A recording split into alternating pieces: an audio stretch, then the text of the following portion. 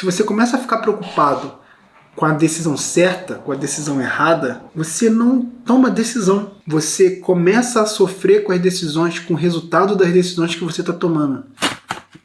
Cara, hoje eu acordei...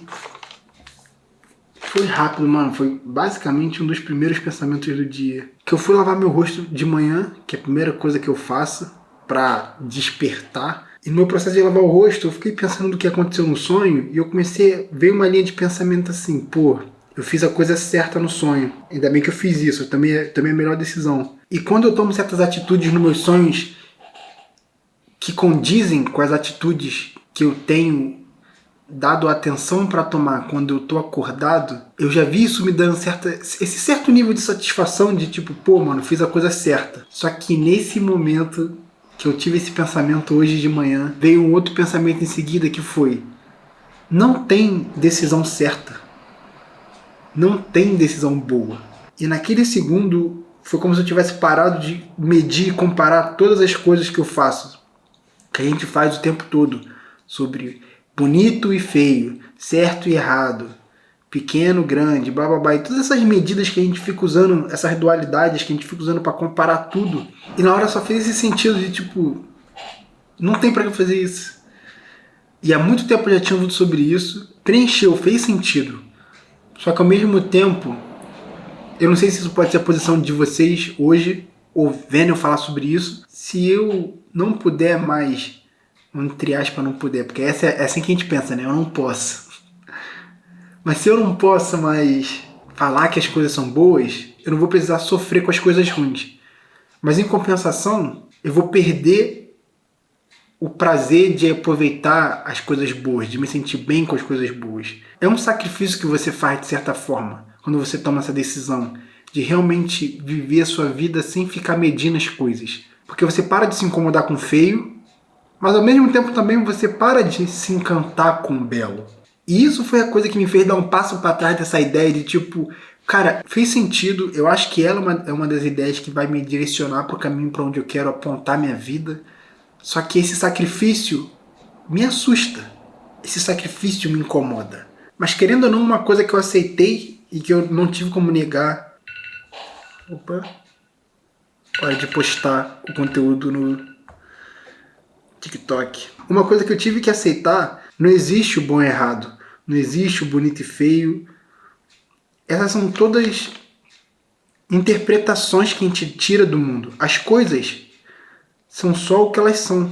Elas vão sempre ser só o que elas são. É lógico que as diferenças existem, não é sobre elas não existirem, mas o ponto é sobre a tua interpretação das diferenças, a tua interpretação dos eventos, das coisas, das pessoas, das ações.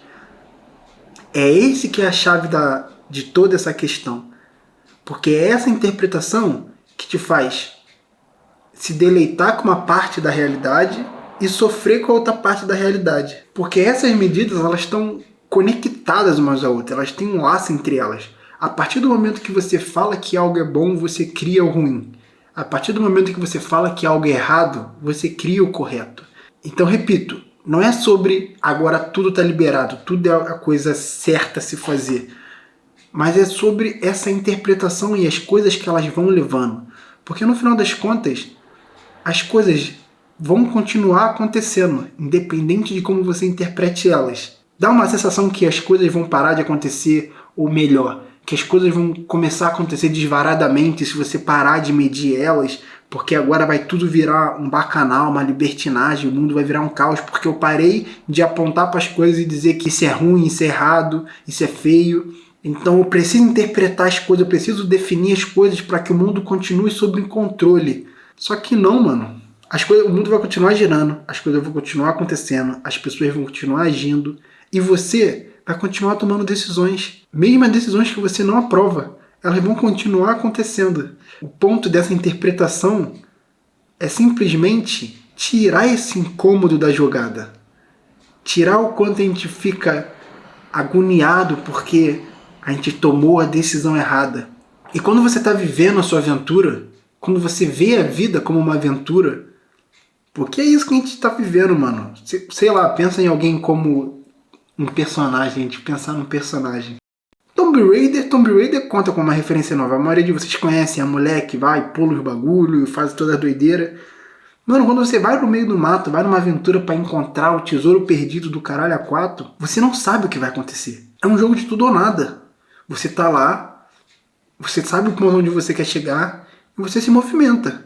Você pode pegar o caminho mais rápido, você pode acabar pegando o caminho mais longo, pode acontecer de tudo com você no meio do caminho.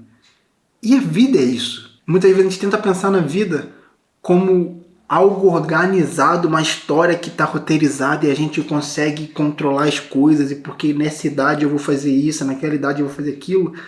Isso simplesmente só leva à frustração, e boa parte de vocês já deve ter percebido isso em algum momento da sua vida. Eu tenho encarado a minha vida como uma aventura muito, de perceber que, sei lá, eu vou sair pra academia agora e eu não sei o que vai acontecer, pode acontecer de tudo no meio do caminho. E essa é a graça, eu vou descobrir o que vai acontecer. Pode acontecer algumas coisas bem parecidas com as coisas que já aconteceram da última vez que fui pra academia, como pode acontecer alguma coisa diferente. Mas basicamente é sempre tudo diferente quando você observa os detalhes das coisas. Nunca é a mesma coisa. E quando você vive essa aventura, se você começa a ficar preocupado com a decisão certa, com a decisão errada, você não toma decisão. Você começa a sofrer com as decisões, com o resultado das decisões que você está tomando.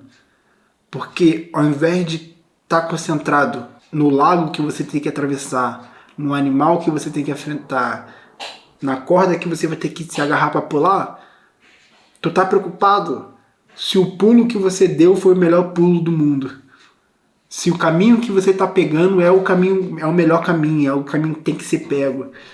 Você começa a ficar medindo as coisas e começa a ficar agonizando com o fato de, mas e se eu não tiver no melhor caminho? E se eu não tiver no pior caminho? Cara, tu tá na tua aventura, mano.